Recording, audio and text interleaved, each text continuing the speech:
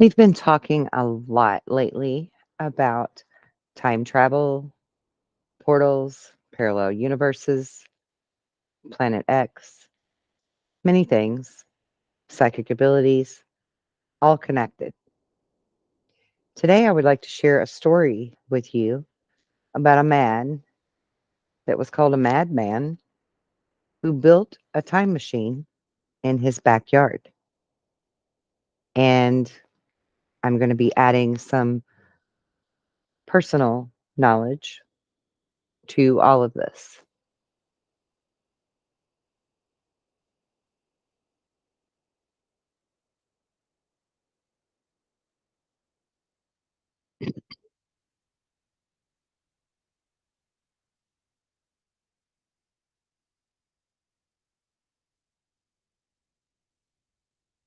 Meet AJ and Hecklefish from the Y Files. Mike Markham from Stanbury, Missouri, was an amateur inventor who liked to tinker. He lacked formal science training, but he had a natural aptitude for electronics. The back porch of his house looked like a home appliance graveyard. Old TVs, radios, and CD players were all dismantled with their insides spilled everywhere. There were spools of copper wire and magnets of all sizes. His current project was a Jacob's ladder, a device that consists of two metal rods which start close together at the bottom and spread apart as they go up. This produces Jacob's climbing ladder. arcs of electricity. But Mike had an idea for a modified version of a Jacob's ladder. The first thing he had to do was create a transformer. More than meets the eye. No, an electronic transformer. Transformers are electronic. Hello. How else do you think they defeat the Decepticons? Robots By talking in sternly? Do you mind if I continue? Fine. Go ahead. To get the arc of the electricity going in a Jacob's ladder, you need a high voltage power supply, typically in the tens of thousands of volts. Now, in the United States, the standard household voltage is 120 or 240 volts. That won't do. So Mike built his own transformer. Robots in disguise. Sorry. It's out of my system now. Go ahead. Basically, love what you do Hecklefish. is wrap two separate coils of wire around a common core. One coil is connected to the power source, so in this case, the fuse box on Mike's house. The other coil then has more or fewer turns in order to step up or step down the voltage. So Mike sat down and just started coiling wire. After about 400 turns, he lost count, but he coiled enough wire to step up his voltage from 120 volts to 20,000 volts. Now he's got his power supply. For the climbing rods or conductors, Mike actually used wire hangers. No wire hangers ever! Mommy, Somebody out there gets it. How it's supposed to work is, the voltage is applied to the conductors. The electrical pressure then ionizes the air particles between the rods, allowing current to flow. The arc starts at the narrowest point where the rods are closest together, and then the heat from the arc makes the air around it hotter and less dense. Hot ionized air has lower resistance. Hot air rises, and so the electrical arc rises along the conductors. But the arc won't start on its own. You need to initiate it manually by moving the rods closer together or farther apart. It's touchy. Also, if the air pressure changes, it won't work. If the humidity changes, it won't work. Air temperature, movement, even a little bit of smoke or dust in the air, and it won't work. So Mike had an idea. What if he used lasers to heat the air around the conductors? This would lower the air resistance, ionize it, and make the spark ignite on its own. At least, that was the plan. So he removed the laser emitters from a couple of CD players, connected his homemade transformer, and fired it up. No spark. It didn't work. As he was going to disconnect the machine, Mike saw something strange. Hovering above the device was a sphere of distorted air. It looked kind of like the wavy mirage you see over a highway on a hot day. But this wasn't some powerful ball of energy. It was hardly visible. If you weren't looking for it, you'd miss it. Unsure what this thing was or if it was dangerous, Mike tossed a sheet metal screw into the energy field. The screw disappeared. Mike just stood there for a second, confused. He didn't know if the screw got vaporized or what happened. Then the screw fell out of the field and landed on the ground a couple of feet away. Now, he repeated this experiment a few times with the screw, and every time the same result. He tossed the object in, it disappeared for a second or so, then reappeared out of the energy field. Now, Mike didn't know if his machine was teleporting objects or possibly sending them a few seconds into the future. After a few more tests, the machine overloaded. The lasers were dead and the components were fried. Now, even though all that was left of Mike's invention was a burnt-out box of parts, he knew he was onto something. So now he would rebuild the machine, but this time, instead of it being 18 inches tall, he'd build it 8 feet tall. And to do that, he'd need access to a lot more power. And Mike knew exactly how to get it.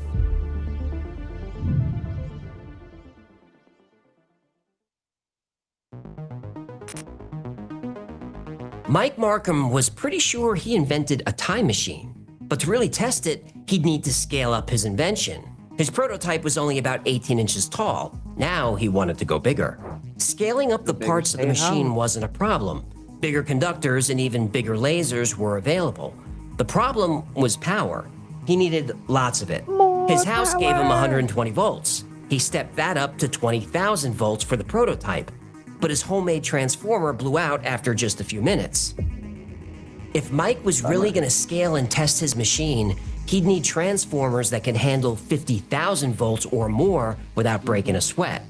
Basically, he needed the kind of transformer you see on power poles, but those are not easy to get, and they're not cheap. Mike didn't have $15,000 to $20,000 to put into this experiment. Besides, he'd need more than 1 or 2 transformers, he'd need a few. So Mike had an idea. A bad idea. Ruh-roh. He knew there were 6 industrial-grade transformers just sitting in a yard doing nothing but getting rusty. But that yard was a substation for the King City, Missouri Power Company.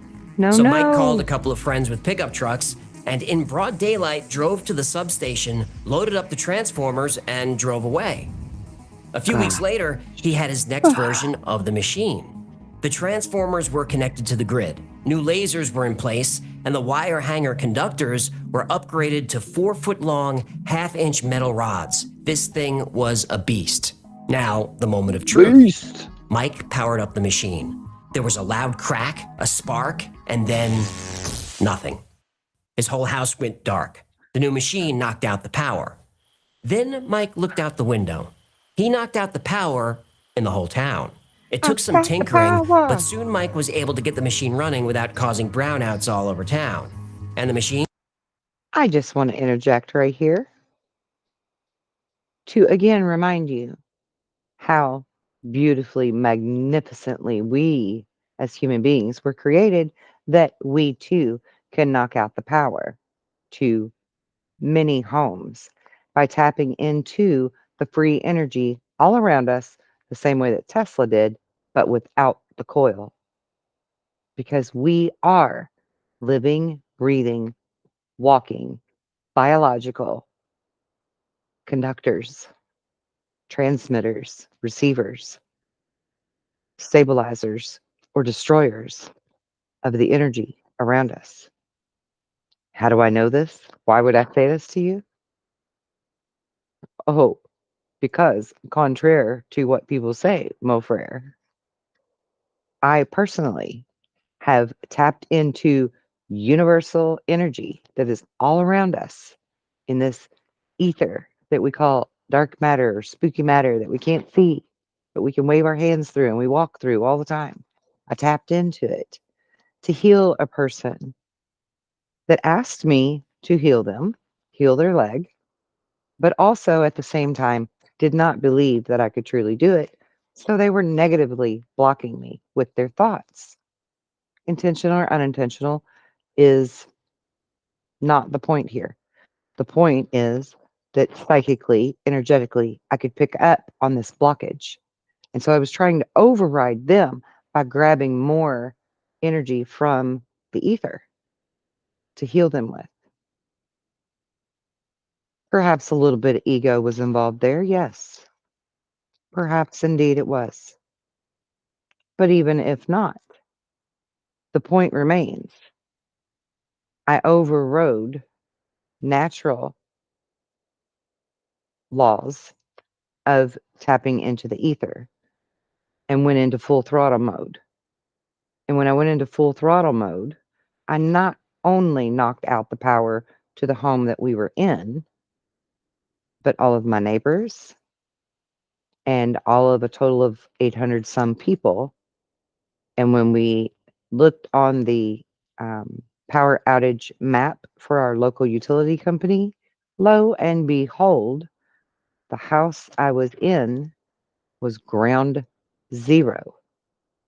I had zapped the energy from the transformers on that street and blew them far and wide, a span of 800 some people. I didn't have any fancy coils or gadgets, only me. And I am nobody special. The only thing that sets me apart from you is that I know myself fully, and you have yet to learn. And that's why I say that I am the beacon that can lead you home to self. Now, I digress. Back to the story. Machine? It worked. It created an energy field or vortex a few feet wide, so Mike sent objects through the vortex. But this time, objects weren't reappearing a few seconds later. They weren't reappearing at all. The objects were just vanishing to who knows where. One afternoon, Mike had a few friends over and they were tossing small objects into the energy field. They wondered, could a big object go through? Yeah, I'd like to send my ex-wife through. Well, a few of Mike's buddies got behind the living room couch and pushed. The couch went into the energy vortex and was gone. Oh! Well, Yeah, crap. that was Now the what are you good going to news. set on? Yeah, what's the bad news? Mike's cat was on the couch at the time. Yeah, so what's the bad news? So now everyone is just standing there in an empty living room staring at this whirling field of energy. Then they heard a pounding on the front door. Mike opened the door, and there were 8 deputies on the property. popo. The officer at the door had a search warrant. Mike's neighbors had imagine that. reported a lot of weird activity happening at the house. And it didn't take long for police to put together Mike's project and reports from the power company of a lot of missing equipment. So whatever experiment Mike Markham was planning would have to wait, because All the now more reason to use your he's going to own jail. abilities to tap in. You're not going to go to jail for using somebody else's equipment. For stealing the transformers and stealing power, Mike Markham got 60 days in jail and 5 years Not to get probation. good. Now, while he was in jail, Mike thought of different ways he could make the machine more efficient. But there was no way for Mike to build any of this. He lost his house, he lost his job, he was a pariah in his town because of the brownouts. It seemed like Mike's time machine career had come to an end. But Or then did it? something happened. His story made the news. The headline was, Kansas City man tries to build time machine on porch.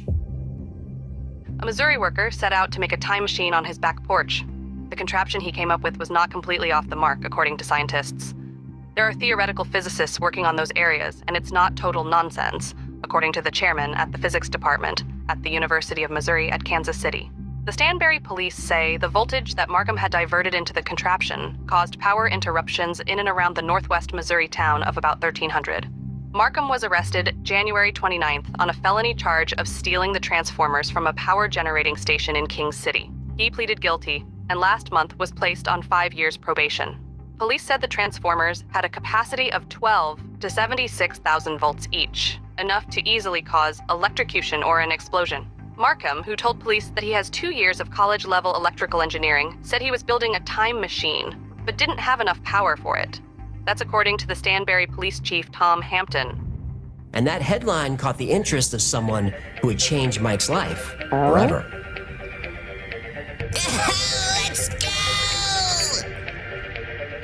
From the high My desert favorite of the radio great show ever. American Southwest, I bid you all Good evening, good morning, good afternoon, wherever you may be in the world's time zones, all of them covered amply by this program, Coast to Coast AM. I'm Art Bell. It is my honor and privilege to be escorting you through the second half of the weekend. And what a program it is going to be tonight.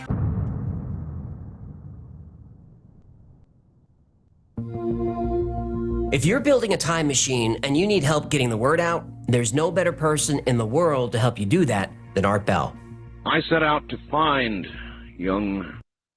Just real quick, anybody that does not know who Art Bell is, he is not only the radio personality behind Coast to Coast AM's inception and great success that George Norrie now has taken over, but he also was an author of a few books, one that was made into a movie.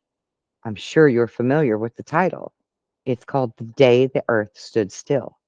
And Art Bell and another man are behind writing that story. He was a fabulous creator of content from the vast amounts of wisdom and knowledge that he had gained access to by being who he was as a radio personality. I miss him dearly. God rest his soul. Now, back to the story.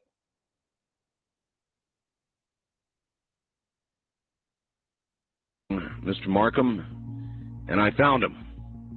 Michael, are you there? Yeah. Good. Art Bell interviewed Mike Markham for about an hour and a half on the Coast to Coast radio show. Not only did Mike sound legitimate, but he clearly had considerable knowledge and expertise in electronics. And so did Art Bell.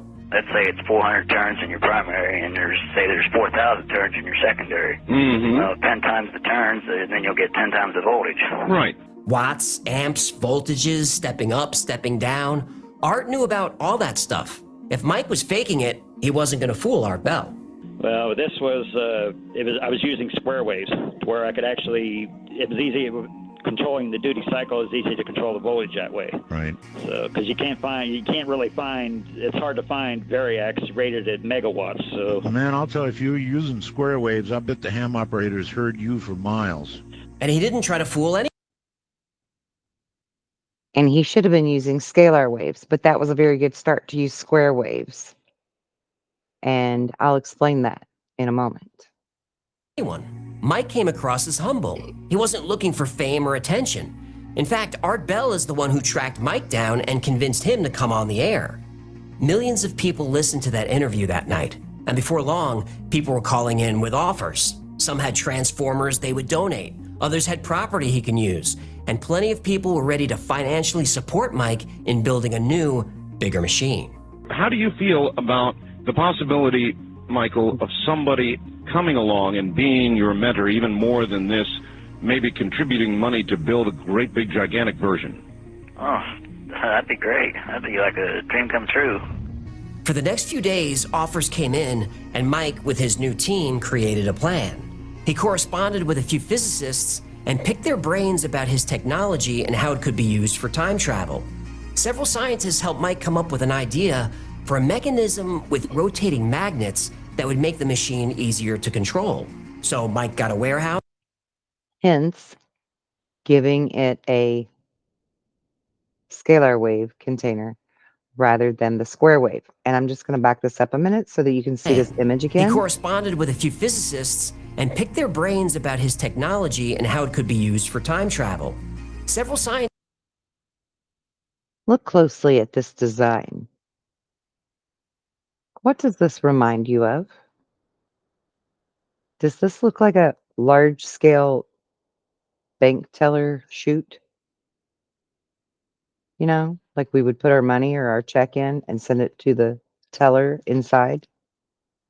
Now, ironically, interestingly, synchronistically, this video showed up in my lap today when I literally just did a podcast yesterday explaining to you how all of us that were jumpers or volunteers or starseeds or whatever you want to call it, we got into this pod container and shot through a light, a wormhole type portal, in something that looks just like that. Scientists helped Mike come up with an idea for a mechanism with rotating magnets that would make the machine easier to control. So Mike got a warehouse, all the equipment he needed, and access to more power than he could ever use. It took about a More year, but he power! finally built a newer, larger, and highly upgraded version of his time machine. And you know what? The What? machine worked. Yeehaw.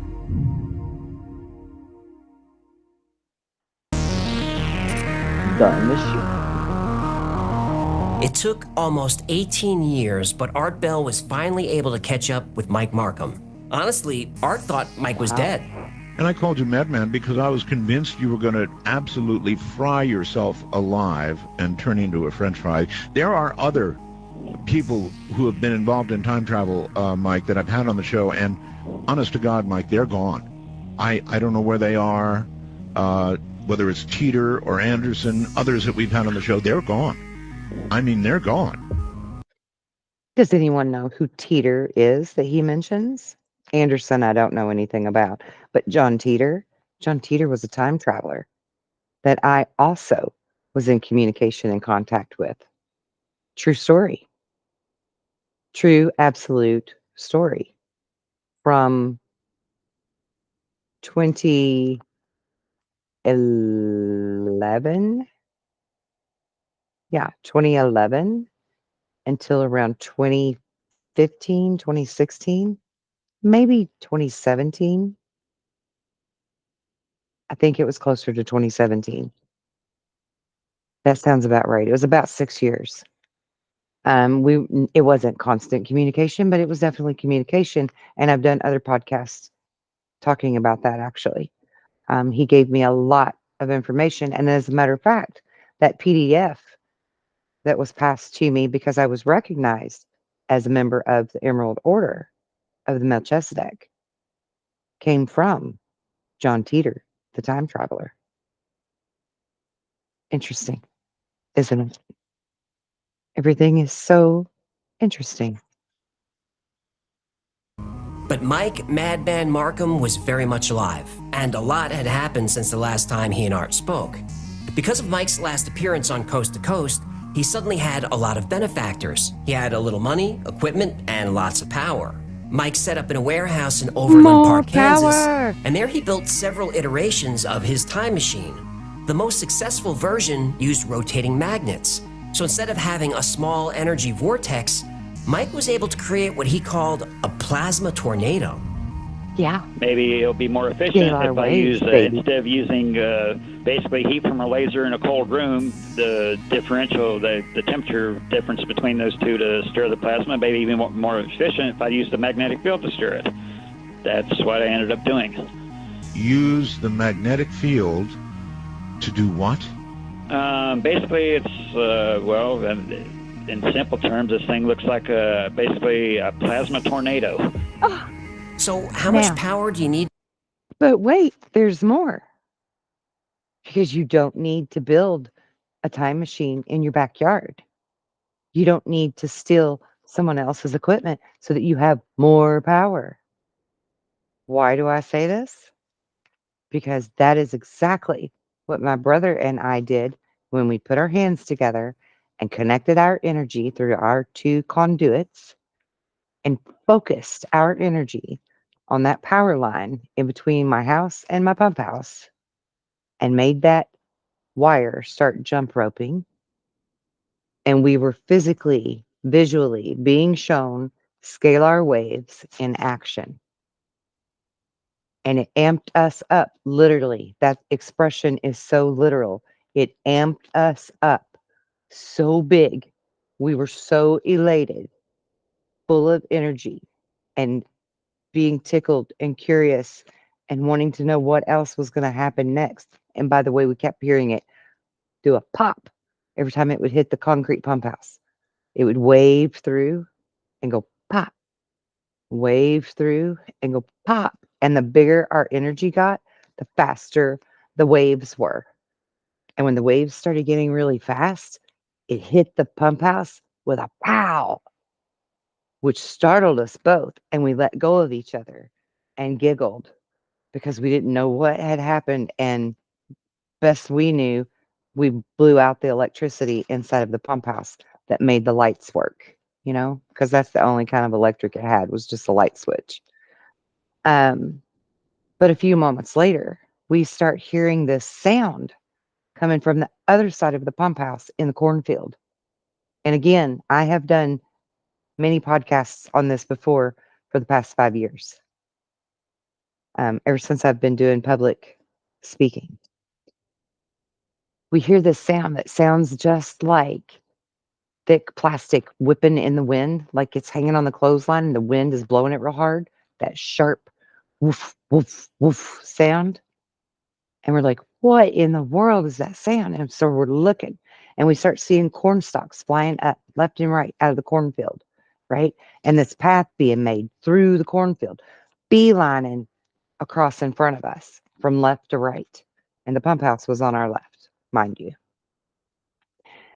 When it gets close enough that we can see it, about 75 yards away, we can tell that it's a vortex.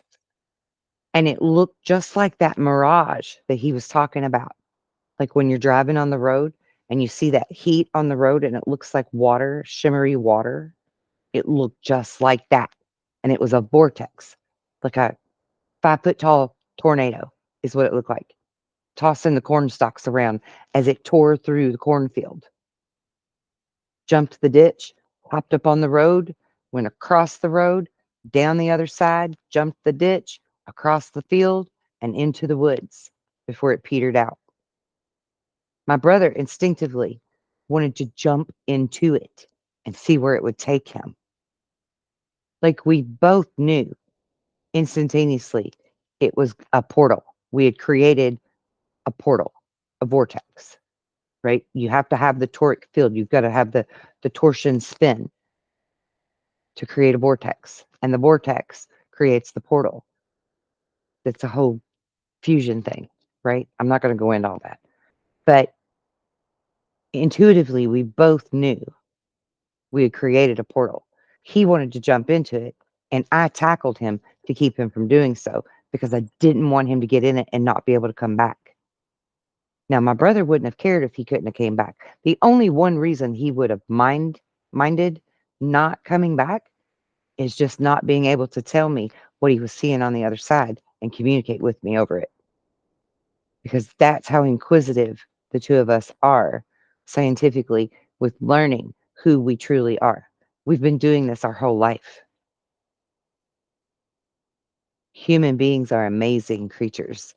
And the sooner you can believe in yourself and know that, the better we're all going to be. Because collectively, it matters. Do you need to create a plasma tornado? Or remember Mike's first machine? That prototype ran at 20,000 volts. Well, his next version... The one that ate the couch and the cat? Yep. And what a waste of a perfectly good couch. Stop it. Anyway, the next version used about 70,000 volts. This new machine in the warehouse, which is about 15 feet tall, it was pulling 3 million volts. That is a crazy amount of pressure. Pressure? Okay. So he tapped into 3 million volts to create his vortex.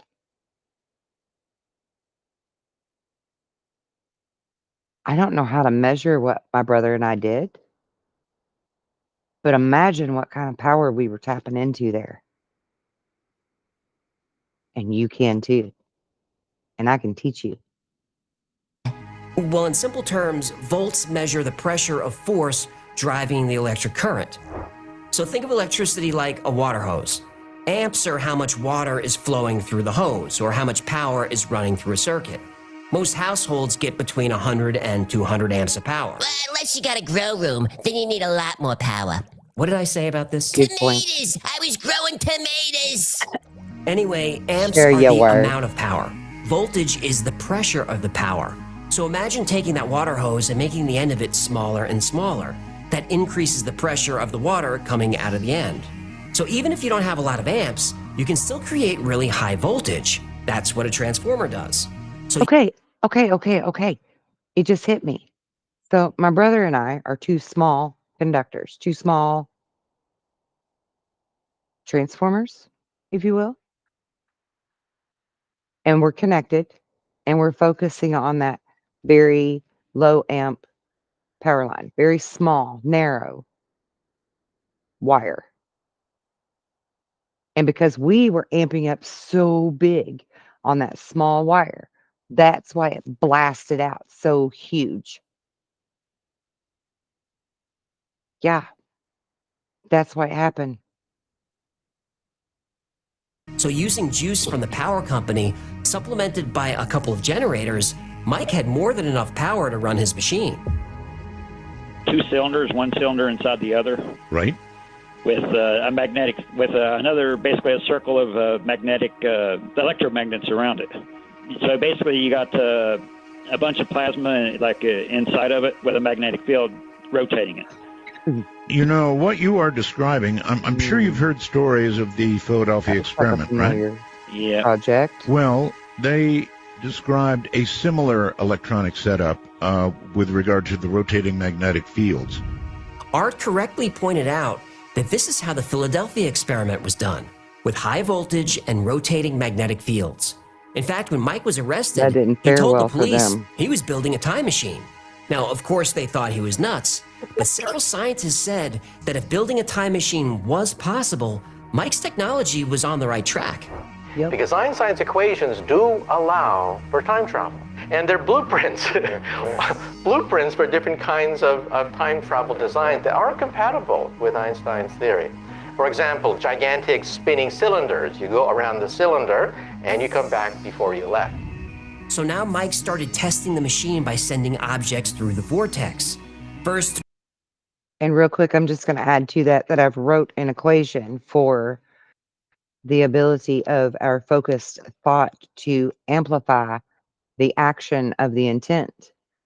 And that would be thought, or TH, we'll say, equals A for action squared. First with small objects like bits of wood, baseballs, and little things like that. And they went through just fine, but they just disappeared, just like the couch. And the cat. But they really didn't disappear. They just ended up in different locations. So, what, it's teleporting stuff? No. The objects would go in and vanish, and then about 2 minutes later, they reappeared. But the objects ended up between 50 and 150 yards east or west of the machine. And always east and west, never north or south. Mike thought this could have something to do with the Earth's rotation or magnetic field. And look, I know the story sounds crazy. I don't mind it. But these tests were witnessed by 15 people. Anyone who donated money or equipment, Mike let them be a part of the project. And those people showed up. I would have too. And it's a good thing there were so many people on hand. Hamsters are fast. Wait, did you just say hamsters? Yep. The tests were so successful that Mike started sending small animals through, specifically mice, hamsters, and guinea pigs. No more cats? No. That's a shame. Between the inanimate objects and animals, Mike had successfully tested the machine about 200 times. It seemed like varying the voltage and the speed of the magnets could adjust how far objects were traveling. Before long, Mike could make a pretty good prediction of where an object was going to end up and how long it would take before reappearing. So at this point, there was really only one final test to try. Do you mean? Yep. Mike stood in front of the vortex, took a deep breath, and jumped. There was a flash of light, and Mike disappeared. Now, remember, Art Bell had been following this project closely. He was even planning a trip to the warehouse. But when Art checked in looking for Mike, nobody had seen him. He was just gone. The media did pay attention, and the media did, including me, nationally, went on the air and said, Madman is gone. We can't find him.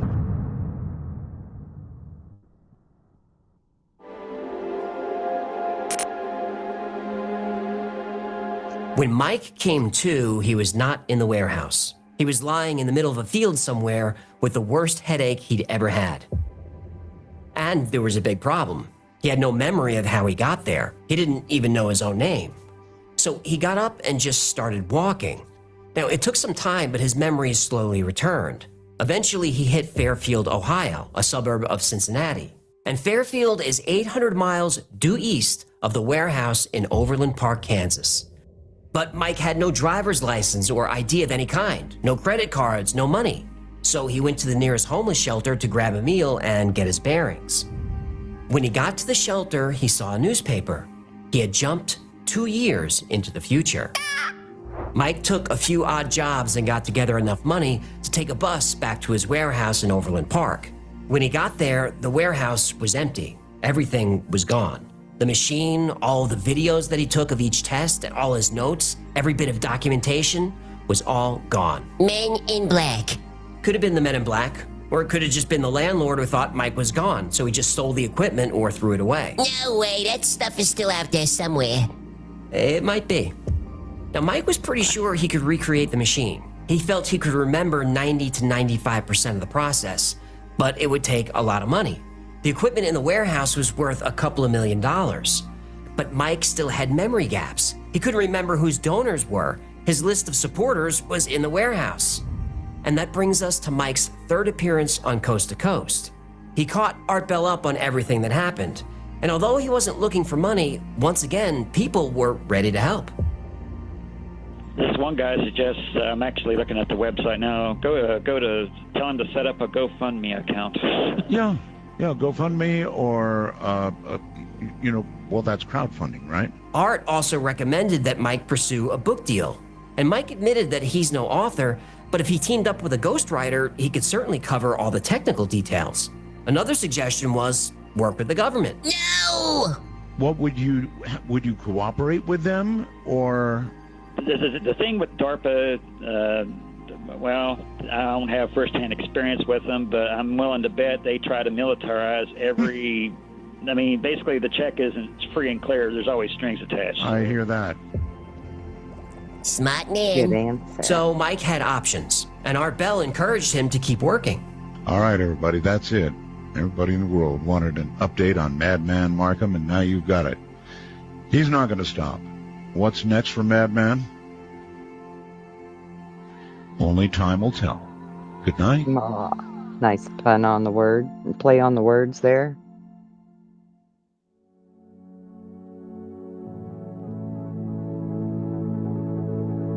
God rest your soul, And Mike Art Markham Bell. would continue his research and continue to experiment.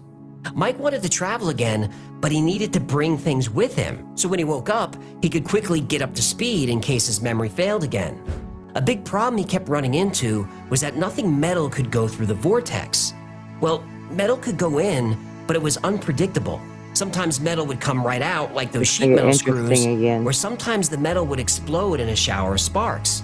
But after some trial and error, Mike discovered that if a metal tube was built a specific way, it would act as a Faraday cage, meaning that the tube could travel through the portal and reappear undamaged. Plus, anything inside the tube would be unaffected, including metal. So Mike can Including people. Because again, this looks just like the shape of the containers that we were placed in and shot into the wormhole. Mike continued to document his work and built a pretty large following online. One day, Mike posted that he was ready to go through again. And this time he would go through inside the tube, and he'd take his cell phone with him. That way he'd have everything he needs, his notes, photographs, even money. It was a great idea. And that was the last anyone had heard from him. As always, Art Bell kept tabs on Mike and was disappointed to hear that he was gone again. To where or when, nobody knew. But during one radio show, Art took a disturbing call. The caller had found a newspaper article from 1930. The article described a man who had drowned. His body had washed up on the beach. The article said he was found in a strange metal drum, and the only object he had on him was a small rectangular device that nobody could explain. The man had no ID, so he was named John Doe. But some people had a feeling his real name was Mike. But how could it have been if he had no ID on him? He took When his Art wallet Bell and cell fans phone talk with him. about their favorite episodes, there are a few on everyone's list. Jonathan Reed's Alien in the Freezer, The Man Who Flew Over Area 51, The Mojave Phone Booth. Everyone loves Mel's Hole. Mel's Hole is a Agreed. classic. And Mike Madman Markham is on that list. Art Bell loved time travel stories, and nobody did. could weave a tale like Art could. That's The true. third interview Art Bell did with Mike was in 2015, and it's a masterclass in storytelling. That man in the picture Art with him is already George had Knapp. all the information. Everything from the early days of Mike building a Jacob's ladder on his porch, Mike going to jail for stealing the Transformers, the test with the animals, the warehouse, and Mike's 2-year jump in time. But Art teases the story out slowly. Nothing is spoiled. He walks you through the story at the perfect pace, giving you just enough information to keep you hooked. And we were hooked. And look, Mike. And that's what was expected of him to do, being a radio host, to entertain this caller as he called in.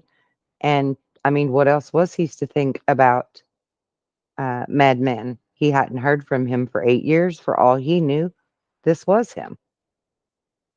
So you can't fault him in that. He was just doing his job. And side note, George Knapp, that was in that video clip with him just now, is the one of the consults doing the research at Skinwalker Ranch currently. Mike Markham doesn't bring much personality to the story, but Art knows enough about electronics and physics to keep us in the loop and all the technical stuff. And Art Bell never condescended to his guests. He never Love that ridiculed man. them. He made them feel comfortable because Art knew that's how to get the story. I think this is one of the reasons why the Y-Files has success with these topics where many Yeah. other channels don't. I don't condescend or ridicule. I don't talk down to you. And no matter how bonkers a topic is, I don't ridicule it. I don't have to believe a story to enjoy it. And if you believe a story that I don't, great. So here's a piece of I mean, I agree with all of what he just said. It doesn't matter if people believe what we're saying or not, as long as we enjoy talking about it and we believe it, that's all that matters. I 100% agree with that. Though there are things that I will on my channel dispute because I know for a fact that they are incorrect. And I'm in the business of telling you the truth. He's in the business of telling you truth and spinning it as a story. See the difference? unsolicited advice to creators who cover these topics with a snarky attitude. You're making the story about you, and that's a mistake. So, Madman Mike Markham, one of I'll the let best him have time that. travel stories ever. But is it true? I don't have to agree. Well, there's a lot of information about Mike on the internet that isn't true. In his last interview with Art, Mike even debunks some of those stories. Like, he never sent a cat through the portal, but he did send the couch through, but no cat. Damn. And Mike addressed that article from Minor 1930 where the man details. washed up on the beach in a metal drum. Now, I always thought it was a great twist, but that never happened. And there's a current story going around that Mike was still alive but homeless and died last year. Also not true. Now, I don't want to dox the guy, but Mike is still around. And unsurprisingly, it looks like he spent most of his career in technology. But what about the machine? Well, Mike Markham clearly knew a lot about electrical engineering. When he built that prototype on his porch, he was only 21 years old. And scientists did say that his technology was on the right track. Now, they didn't believe he could actually create a time machine, but they said if a theoretical time machine could be built, it would be done with high voltage and magnetism. Nikola Tesla thought he could possibly see through time using electromagnetism. And Einstein proved time travel was possible with gravity. The higher the gravity, the faster time moves. And in extreme gravity, like near a black hole, time would move very, very fast. If Mike Markham figured out a way to create a vortex of extremely high gravity, in theory, that would work. It's already been scientifically proven you can use gravity to dilate time. Well, basically, I'm using electromagnetism, which is 10 to the 30th times stronger. Right. So right. I don't need basically a black hole to do this. Art Bell's audience called in with lots of questions and criticism, but Mike was ready for all of it. That's For example, there's something with time travel stories that really bothers me. Let's say you had a time machine that could move you Can't think of 10 the name minutes of it. into the future. Okay, fine. You move through time. But what about space? The Earth is spinning 1,000 miles per hour. It's orbiting the sun at 66,000 miles per hour. Our solar system zips through the galaxy at over 500,000 miles per hour, and our galaxy moves through space at 1.3 million miles per hour. So where you're sitting right now, in 10 minutes, you'll move almost 90,000 miles in space. Time machine stories never account for this. The Earth is always in the same place. But Mike It's the Einstein-Rosen bridge is what I was trying to think of. Markham does address this. He says his machine stays in sync with the gravitational center of the Earth. So he's not only moving through time, he's moving through space. Which is necessary. And I've linked to all when we, my brother and I, were doing this study, conducting this study, we, being the poles, were grounded to the Earth's natural energy because we were standing on the ground outside. So we were grounded to the natural energy as well. to all 3 interviews below. You can hear Mike fielding questions very calmly. He comes across as humble and not trying to prove anything. Remember, he didn't pursue Art Bell to tell his story. Art pursued Mike every time. Really, the main reason to be skeptical of Mike Markham's time travel story is he's here. If I figured out how to time travel to the future, I'd do it, wouldn't you? But who knows? I don't know. Mike is still young. Maybe he's working on a newer I version don't of his think I time want machine. to. I hope he is. Now, people will roll their eyes at this story and say Mike's crazy. But the world needs more people like Mike Markham. Because when time travel is invented, and I think it will one day, it will be invented by a madman. Ah. Or a mad woman. Whichever the case may be. I hope you enjoyed this podcast segment. And if you did, please give me a thumbs up. If you haven't already subscribed, please subscribe to the channel and hit that notification bell so that you will know every time I have uploaded a new video. Because as you all know by now, I am in the business of unveiling the truths. And until next time, be well and be blessed in love and light.